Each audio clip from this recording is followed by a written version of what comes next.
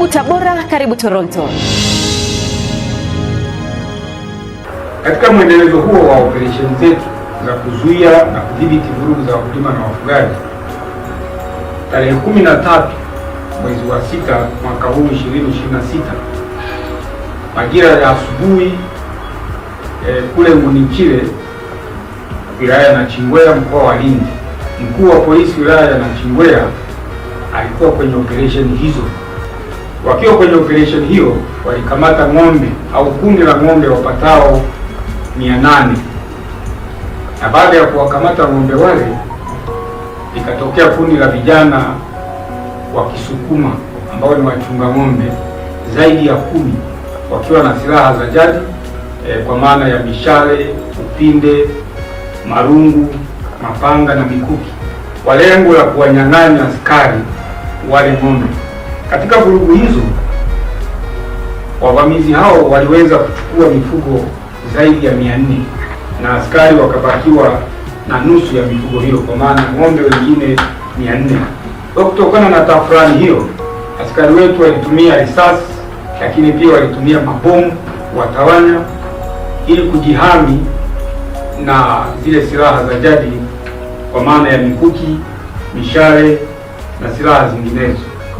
Kutokana na operesheni hiyo na vurugu hizo, kama nilivyowataarifu, siku hiyo hiyo tarehe 13 mwezi wa 6 mwaka 2026, majira ya saa 4:30 usiku, tulipokea taarifa kwamba katika ule msitu wa Ngunichile umeonekana mwili wa kijana aitwaye Mwigulu Mkinga Mahembo.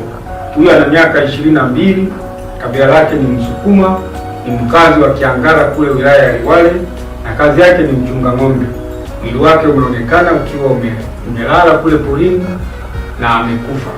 Baada ya taarifa hizo, tulimchukua ule mwili tukaupeleka katika hospitali au kituo cha afya Kibutuka kule Liwale, na baada ya daktari kufanyia uchunguzi, amebaini kwamba kijana yule amefariki kwa sababu ya kuchomwa na kitu chenye ncha kali upande wa kiuno na upande wa kushoto wa kiuno.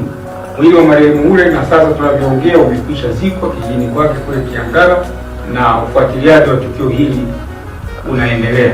Kijana huyu pia jeshi la polisi lilikuwa linamtafuta kwa kosa la mauaji ya kijana mwenzake. Tukio hilo alilifanya tarehe 6 mwezi wa 10 mwaka 2025 kule Ngunichile, wilaya ya Nachingwea, na hata kumbukumbu ya rekodi zetu ipo ambayo ni Nachingwea aya namba 825 ya mwaka 2025. Lakini ile kumbukumbu zetu pia tulizonazo kuhusu kijana huyu, mwaka jana, mwaka 2025, aliwafanyia vurugu sana askari walipokuwa kwenye operesheni hizi za kuzima vurugu za wakulima na wafugaji. Naomba nitumie fursa hii kutoa wito kwa makundi ya wafugaji katika mkoa wetu wa Lindi. Imekuwepo tabia mara kwa mara ambapo jeshi la polisi linapoendelea na operesheni hizi zenye lengo zuri la kuhakikisha kwamba wakulima na wafugaji wanafanya kazi pamoja, wanaishi pamoja, lakini wale vijana wa wafugaji mara nyingi wamekuwa na mfumo au mtindo wa kuwashambulia askari. Kwa naomba nitumie fursa hii kuwaonya kwamba ni marufuku askari wanapotimiza wajibu wao wawaachie waendelee kutimiza wajibu wao kwa mujibu wa sheria. Karibu Tabora, karibu Toronto.